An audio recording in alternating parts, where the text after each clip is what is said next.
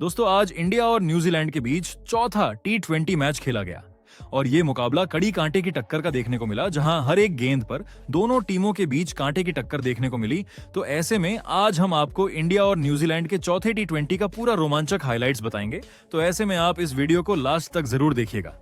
दोस्तों भारत और न्यूजीलैंड के बीच खेला गया यह चौथा T20 मुकाबला विशाखापट्टनम के खूबसूरत SCA क्रिकेट स्टेडियम में खेला गया। इस मुकाबले में भारतीय कप्तान सूर्य कुमार यादव ने एक बार फिर टॉस जीतने में कामयाबी हासिल की और बिना किसी हिचकिचाहट के पहले गेंदबाजी करने का फैसला किया। सूर्या का यह फैसला साफ संकेत दे रहा था कि टीम इंडिया की नजरें पावर प्ले में कीवी बल्लेबाजों पर दबाव बनाने और शुरुआती विकेट निकालने पर टिकी हुई है। इसके बाद न्यूजीलैंड की टीम बल्लेबाजी के लिए मैदान पर उतरी। कीवी टीम की ओर से पारी की शुरुआत करने आए अनुभवी डेवोन कॉनवे और आक्रामक अंदाज में खेलने वाले टिम साइफर्ट। दोनों बल्लेबाज शुरुआत से ही आत्मविश्वास से भरे हुए नजर आ रहे थे। वहीं टीम इंडिया की ओर से पहला ओवर लेकर आए बाएं हाथ के तेज गेंदबाज अर्शदीप सिंह, जिनकी इस मुकाबले में प्लेइंग 11 में वापसी हुई थी। लेकिन अर्शदीप सिंह के पहले ही ओवर में टिम साइफर्ट ने 3 शानदार चौके जड़ दिए। हालांकि देखने में ये चौके जरूर आकर्षक लग रहे थे, लेकिन हकीकत यह थी कि साइफर्ट इस ओवर में थोड़े संघर्ष करते हुए नजर आए। 2 चौके तो उनके बल्ले के किनारे से लगकर बाउंड्री तक पहुंचे। वहीं एक मौके पर तो भारत को बड़ी सफलता मिल सकती थी, लेकिन जसप्रीत बुमराह ने स्लिप में एक आसान सा कैच ड्रॉप कर दिया। ये पल भारतीय फैंस के लिए निराशाजनक जरूर था, लेकिन साइफर्ट के लिए यह किसी जीवन दान से कम नहीं था। दूसरा ओवर कप्तान सूर्य कुमार यादव ने युवा तेज गेंदबाज हर्षित राणा को सौंपा, लेकिन इस ओवर में भी साइफर्ट का आत्मविश्वास और बढ़ता हुआ दिखाई दिया। ओवर की दूसरी गेंद पर साइफर्ट ने शानदार फुटवर्क का इस्तेमाल करते हुए लॉन्ग ऑन के ऊपर से एक लंबा छक्का जड़ दिया, जिससे स्टेडियम में बैठे कीवी फैंस झूम उठे। इसके बाद ओवर की आखिरी गेंद पर उन्होंने कवर के ऊपर से एक बेहतरीन चौका लगाकर ओवर का शानदार अंत किया। इस ओवर से कुल 12 रन आए और न्यूजीलैंड की शुरुआत और भी मजबूत हो गई, जिसके बाद तीसरे ओवर के लिए एक बार फिर अर्शदीप सिंह को गेंद सौंपी गई। इस बार अर्शदीप पूरी तरह बदले हुए अंदाज में नजर आए। उन्होंने अपनी लाइन और लेंथ पर शानदार नियंत्रण दिखाया और डेवोन कॉनवे तथा टिम साइफर्ट को खुलकर खेलने का कोई मौका नहीं दिया। अर्शदीप की सटीक गेंदबाजी के सामने दोनों बल्लेबाज सतर्क नजर आए और इस ओवर में सिर्फ 4 रन ही बन सके। यह ओवर भारत के लिए थोड़ी राहत लेकर आया, लेकिन चौथे ओवर में हर्षित राणा के खिलाफ एक बार फिर टिम साइफर्ट ने आक्रमण का रुख अपनाया। ओवर की पहली ही गेंद पर साइफर्ट ने आगे बढ़कर शानदार शॉट खेलते हुए गेंद को लॉन्ग ऑन के ऊपर से सीधे दर्शकों के बीच पहुंचा दिया। यह छक्का इस बात का संकेत था कि साइफर्ट किसी भी गेंदबाज को बख्शने के मूड में नहीं है। इसके बाद ओवर की आखिरी 5 गेंदों में भी उन्होंने 2 बेहतरीन चौके लगाए। इस ओवर के बाद न्यूजीलैंड को एक ठोस और तेज शुरुआत मिल चुकी थी, जिसके बाद 5वें ओवर में गेंद भारतीय टीम के सबसे भरोसेमंद गेंदबाज जसप्रीत बुमराह के हाथों में आई। सभी को उम्मीद थी कि बुमराह इस ओवर में रन गति पर ब्रेक लगाएंगे, लेकिन टिम साइफर्ट ने यहां भी आक्रमण जारी रखा। बुमराह की एक गेंद पर साइफर्ट ने सीधे बल्ले से टाइमिंग भरा शानदार छक्का जड़ दिया, जिसने सभी को चौंका दिया। इसी छक्के के साथ न्यूजीलैंड का स्कोर 50 रन के पार पहुंच गया। हालांकि इसके बाद बुमराह ने वापसी करते हुए कसी हुई गेंदबाजी की और बल्लेबाजों को ज्यादा रन बनाने का मौका नहीं दिया। पावर प्ले का आखिरी ओवर कप्तान सूर्य कुमार यादव ने स्पिन गेंदबाज रवि बिश्नोई को सौंपा, लेकिन यह फैसला भारत के लिए महंगा साबित हुआ। इस ओवर में डेवोन कॉनवे ने अपने हाथ खोल दिए और बिश्नोई की गेंदों पर खुलकर शॉट्स खेले।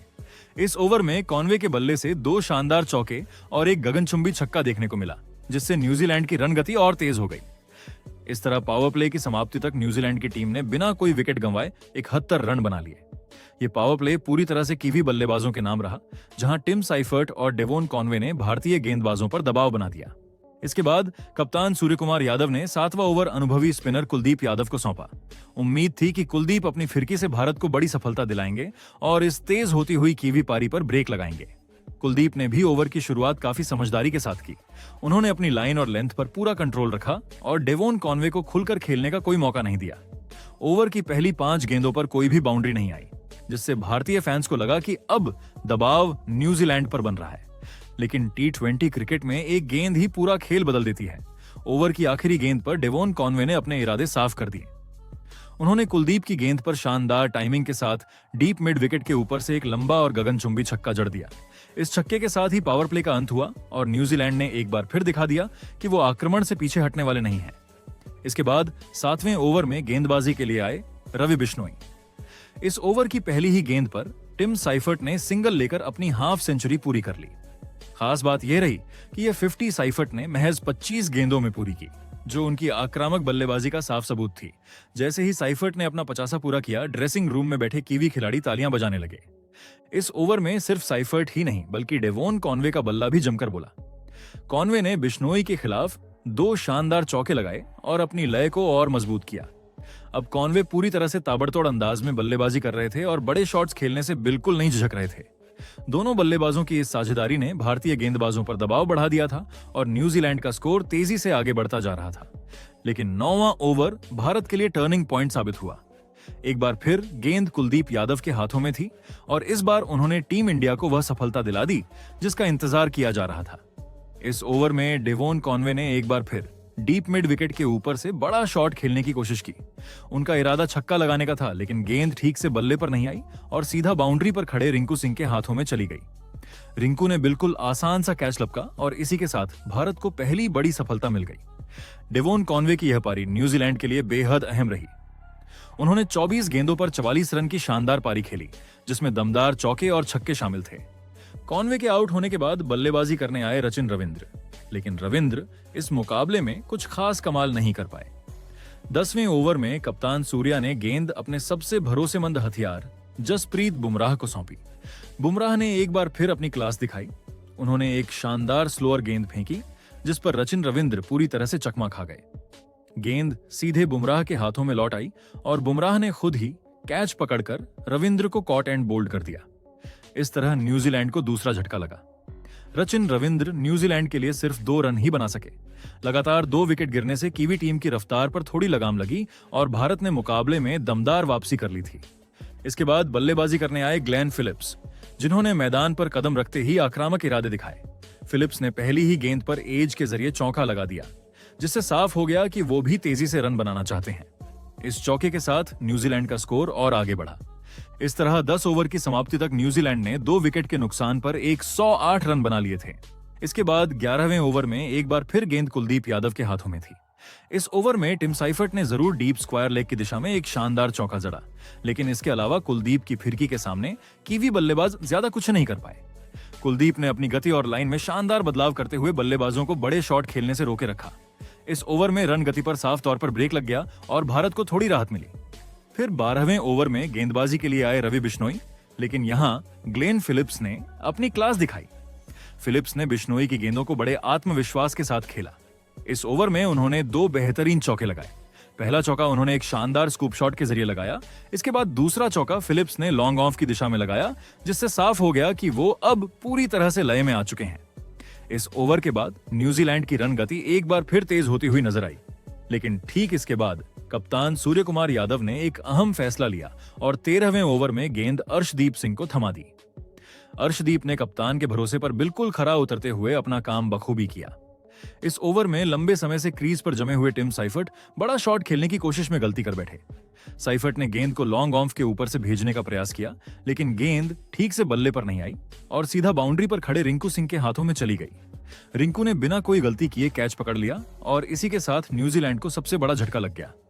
टिम साइफर्ट की यह पारी न्यूजीलैंड के लिए बेहद अहम रही। उन्होंने 36 गेंदों पर 62 रन की शानदार पारी खेली, जिसमें 7 चौके और 3 छक्के शामिल थे। साइफर्ट के आउट होते ही भारतीय खिलाड़ियों के चेहरे खिल उठे, क्योंकि यह विकेट मैच का रुख बदल सकता था। साइफर्ट के पवेलियन लौटते ही बल्लेबाजी करने आए मार्क चैपमैन, लेकिन इसी ओवर में अर्शदीप सिंह ने कसी हुई गेंदबाजी जारी रखी और चैपमैन को खुलकर खेलने का कोई मौका नहीं दिया। पूरे ओवर में न्यूजीलैंड सिर्फ 2 रन ही बना सका, जिससे भारत का दबाव और भी बढ़ गया। इसके बाद 14वें ओवर के लिए एक बार फिर गेंद कुलदीप यादव को सौंपी गई। ओवर की पहली ही गेंद पर ग्लेन फिलिप्स ने कुलदीप की गेंद को शानदार टाइमिंग के साथ लॉन्ग ऑफ के ऊपर से छक्के के लिए भेज दिया। ऐसा लगा मानो फिलिप्स अब मैच को अपने हाथों में लेना चाहते हों, लेकिन कुलदीप यादव ने जबरदस्त वापसी की। ओवर की चौथी गेंद पर फिलिप्स ने एक बार फिर बड़ा शॉट खेलने की कोशिश की, इस बार लॉन्ग ऑन के ऊपर से, लेकिन गेंद हवा में ऊंची चली गई और वहां पहले से मौजूद रिंकू सिंह ने एक और शानदार कैच लपक लिया। इस तरह न्यूजीलैंड का एक और सेट बल्लेबाजों पवेलियन लौट गया। ग्लेन फिलिप्स ने 16 गेंदों पर 24 रन की तेज पारी खेली। उनके आउट होने से भारत को बड़ी राहत मिली और मैच पूरी तरह से भारत की पकड़ में आता हुआ नजर आने लगा। अब क्रीज पर मौजूद थे डेरिल मिचेल और मार्क चैपमैन। दोनों बल्लेबाजों ने पारी को संभालने की कोशिश की। 15वें ओवर में गेंदबाजी के लिए आए हर्षित राणा, जिनके खिलाफ दोनों बल्लेबाजों ने आक्रामक शॉट्स खेले। इस ओवर में चैपमैन ने एक शानदार चौका लगाया, जबकि डेरिल मिचेल के बल्ले से एक दमदार छक्का देखने को मिला। इन बाउंड्रीज के साथ न्यूजीलैंड ने एक बार फिर रन गति को बढ़ाने की कोशिश की।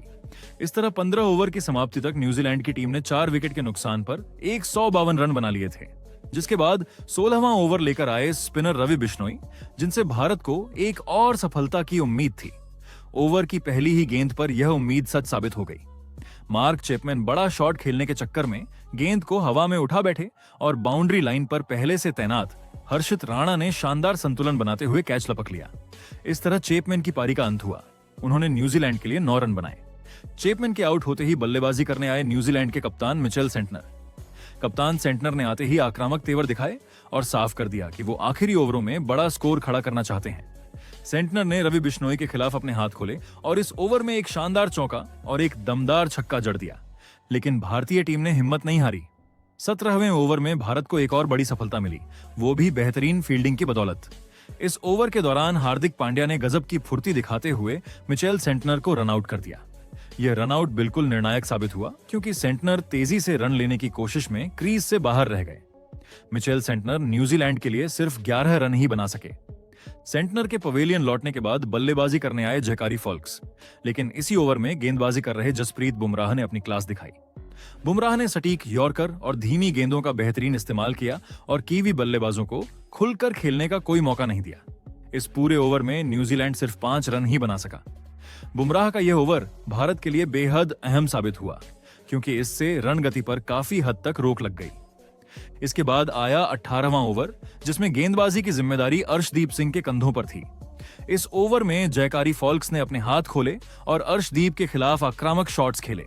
फॉल्क्स ने इस ओवर में एक शानदार छक्का और एक बेहतरीन चौका लगाया, जिससे न्यूजीलैंड के डगआउट में बैठे खिलाड़ी खुशी से झूम उठे।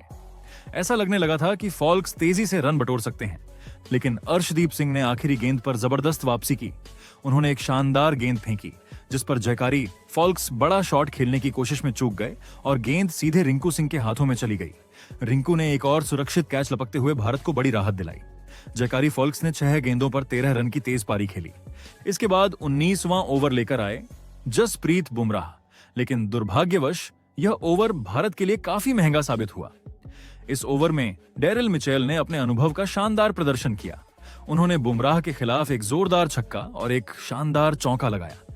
इतना ही नहीं, ओवर की आखिरी गेंद पर मैट हेनरी के बल्ले का भारी किनारा लगा और गेंद बाउंड्री के लिए चली गई। इस चौके के साथ ही न्यूजीलैंड का स्कोर 200 रन के पार पहुंच गया और भारतीय खेमे में थोड़ी चिंता बढ़ गई। आखिरी यानी 20वां ओवर लेकर आए हर्षित राणा। इस ओवर में डेरिल मिचेल ने न्यूजीलैंड की पारी को शानदार फिनिशिंग टच दिया।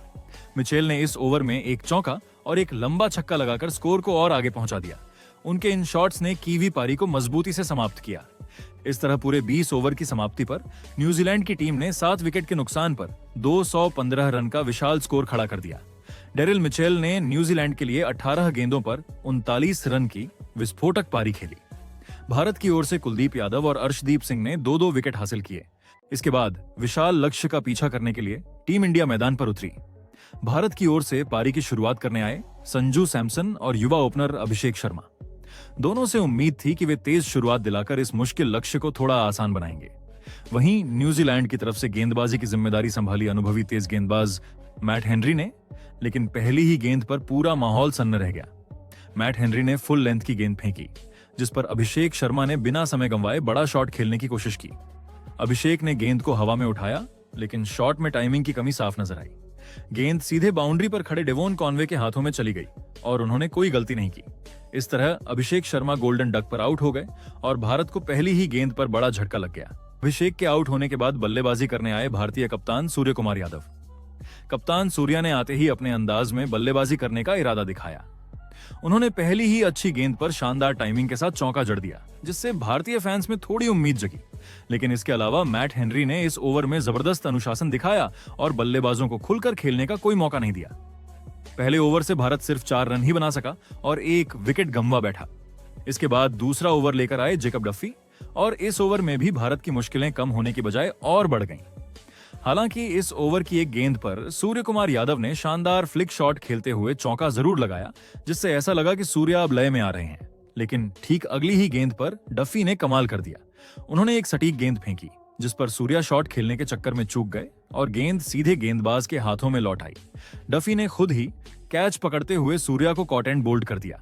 इस तरह भारत को दूसरा बड़ा झटका लगा। सूर्य कुमार यादव भारत के लिए सिर्फ 8 रन ही बना सके। शुरुआती 2 ओवर में 2 विकेट गिरने से भारतीय फैंस की चिंता और बढ़ गई। अब भारत की पारी को संभालने की जिम्मेदारी थी संजू, सैमसन और रिंकू सिंह के कंधों पर। खास बात यह रही कि आज नंबर 4 पर बल्लेबाजी के लिए रिंकू सिंह को प्रमोट किया गया था। रिंकू से उम्मीद थी कि वो अपने शांत स्वभाव और आक्रामक बल्लेबाजी से मैच का रुख बदल सकते हैं। तीसरे ओवर में एक बार फिर गेंद मैट हेनरी के हाथों में थी। इस ओवर में संजू सैमसन ने अपनी बेहतरीन टाइमिंग का नमूना पेश किया। उन्होंने हेनरी की गेंदों पर 2 शानदार चौके लगाए, जिससे भारत को थोड़ी राहत मिली और रन गति में भी सुधार देखने को मिला। चौथा ओवर लेकर आए जयकारी फॉल्क्स, लेकिन यहां रिंकू सिंह का बल्ला जमकर गरजा। रिंकू ने फॉल्क्स के खिलाफ अपने इरादे साफ कर दिए। इस ओवर में रिंकू ने लगातार 2 छक्के जड़ दिए। पहला छक्का उन्होंने कदमों का शानदार इस्तेमाल करते हुए लॉन्ग ऑन के ऊपर से लगाया, जबकि दूसरा छक्का डीप बैकवर्ड पॉइंट के ऊपर से देखने को मिला। इन शॉट्स से साफ हो गया था कि रिंकू आज बड़ी पारी खेलने के पूरे मूड में है। इसके बाद 5वां ओवर गेंदबाजी के लिए आए अनुभवी स्पिनर ईश सोढ़ी। इस ओवर की पहली 5 गेंदों पर भारत ज्यादा रन नहीं बना सका। सोढ़ी ने अपनी फिरकी से बल्लेबाजों को बांधे रखा और बड़े शॉट्स खेलने से रोके रखा। लेकिन ओवर की आखिरी गेंद पर संजू सैमसन ने शानदार कट शॉट खेलते हुए चौका जड़ दिया। इस चौके के साथ भारत ने ओवर का अच्छा अंत किया और थोड़ी लय हासिल की। अब पावर प्ले का आखिरी ओवर था और गेंद एक बार फिर जेकब डफी को सौंपी गई। इस ओवर में भारतीय बल्लेबाजों ने अपने हाथ खोल दिए। सबसे पहले रिंकू सिंह ने ऑफ लेंथ की गेंद को शानदार तरीके से स्क्वायर लेग की दिशा में चौके के लिए भेजा। इसके बाद संजू सैमसन ने डफी की एक स्लोअर गेंद को पढ़ते हुए डीप मिड विकेट के ऊपर से गगनचुंबी छक्का जड़ दिया।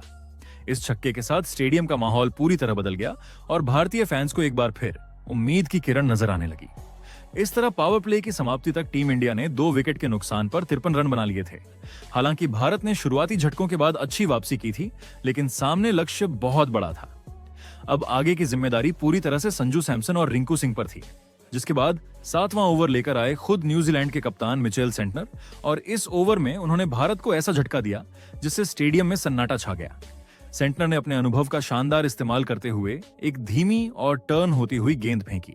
संजू सैमसन इस गेंद को पूरी तरह से पढ़ नहीं पाए और शॉट खेलने के चक्कर में पूरी तरह बीट हो गए। गेंद सीधी जाकर स्टंप से टकरा गई और संजू सैमसन क्लीन बोल्ड हो गए।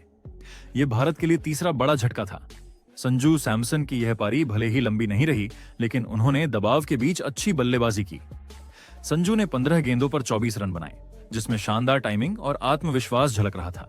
लेकिन उनके आउट होते ही भारत की मुश्किलें और बढ़ गईं, क्योंकि क्रीज पर अब नए बल्लेबाज को जमने का वक्त चाहिए था। संजू के पवेलियन लौटने के बाद बल्लेबाजी करने आए हार्दिक पांड्या। हार्दिक से उम्मीद थी कि वो अपने अनुभव और ताकतवर शॉट्स से रन गति को बढ़ाएंगे और टीम इंडिया को फिर से मुकाबले में बनाए रखेंगे। लेकिन 8वें ओवर में गेंदबाजी के लिए आए ईश सोढ़ी ने शानदार नियंत्रण दिखाया। सोढ़ी ने कसी हुई लाइन और लेंथ से गेंदबाजी की और भारतीय बल्लेबाजों को खुलकर खेलने का कोई मौका नहीं दिया। इस पूरे ओवर में भारत सिर्फ 3 रन ही बना सका।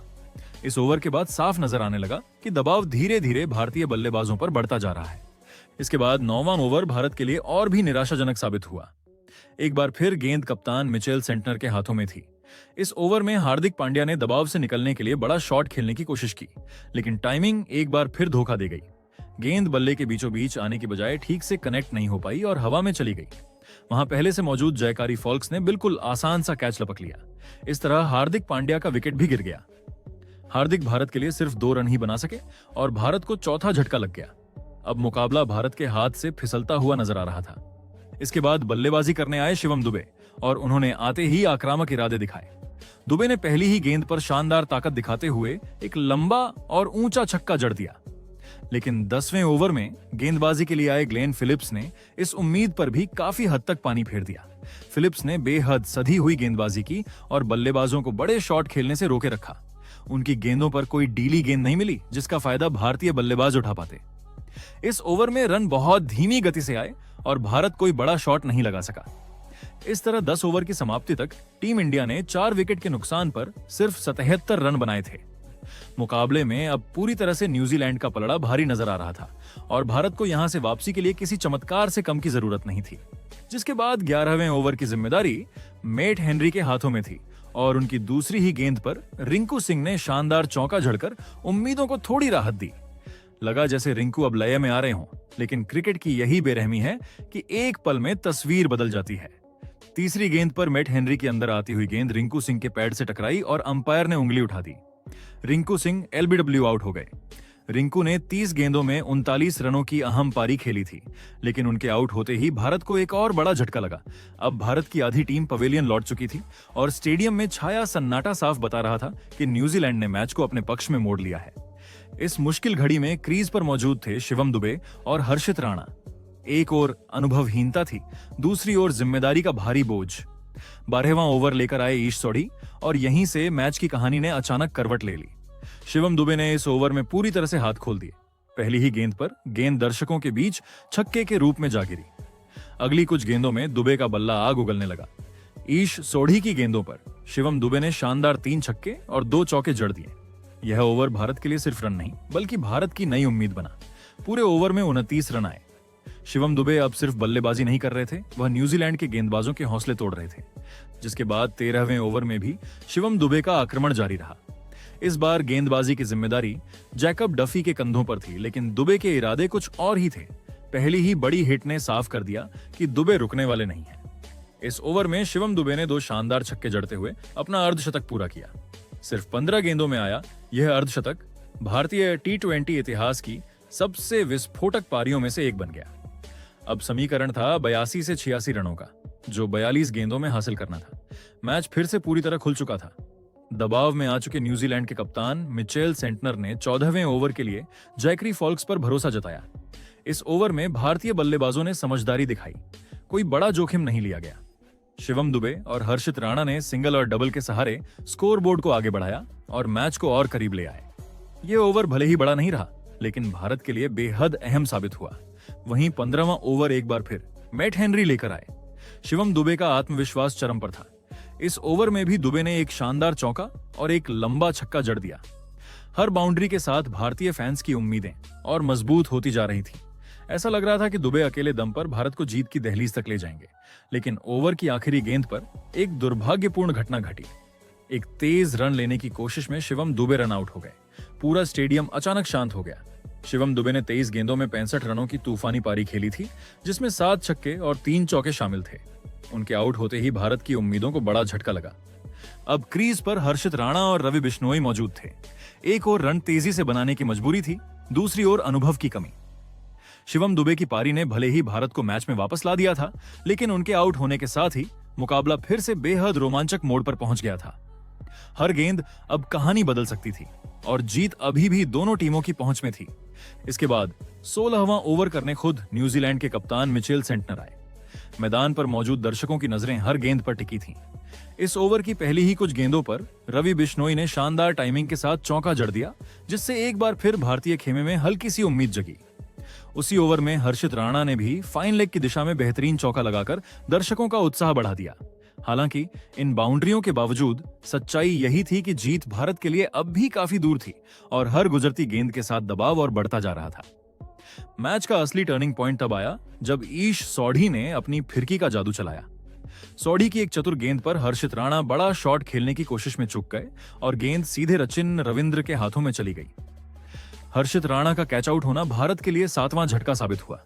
इस विकेट के साथ ही साफ हो गया कि अब इस मुकाबले में सिर्फ औपचारिकता बाकी है। भारतीय ड्रेसिंग रूम में मायूसी छा गई। हालांकि निचले क्रम के बल्लेबाजों ने हार मानने से पहले कुछ अच्छे शॉट जरूर लगाए। इसी ओवर में अर्शदीप सिंह भी कैच आउट हो गए, जिससे भारत को एक और झटका लगा।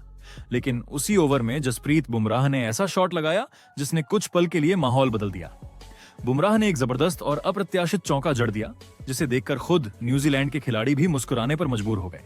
यह चौका भले ही नतीजे को नहीं बदल सका, लेकिन दर्शकों के लिए यह एक यादगार पल जरूर बन गया। वहीं 18वें ओवर में मिचेल सेंटनर ने एक बार फिर गेंद अपने हाथ में ली और इस बार जसप्रीत बुमराह को ईश सोढ़ी के हाथों कैच आउट करवा दिया। भारत का अंत अब बेहद करीब नजर आ रहा था। 19वें ओवर की चौथी गेंद पर जैकब डफी ने कुलदीप यादव को भी कैच आउट करवा दिया और इसी के साथ भारतीय पारी 165 रनों पर सिमट गई। भारत की पूरी टीम ऑल आउट हो चुकी थी। इस तरह टीम इंडिया यह मुकाबला हार गई और न्यूजीलैंड ने शानदार प्रदर्शन करते हुए यह मैच 50 रनों से अपने नाम कर लिया। एक समय मुकाबले में जबरदस्त रोमांच दिखा। शिवम दुबे की तूफानी पारी ने उम्मीदें जगाईं, लेकिन अंत में न्यूजीलैंड की सधी हुई गेंदबाजी और फील्डिंग भारत पर भारी पड़ी। बाकी दोस्तों, आपके हिसाब से टीम इंडिया की इस हार की सबसे बड़ी वजह क्या है? अपनी राय कमेंट में जरूर बताइएगा।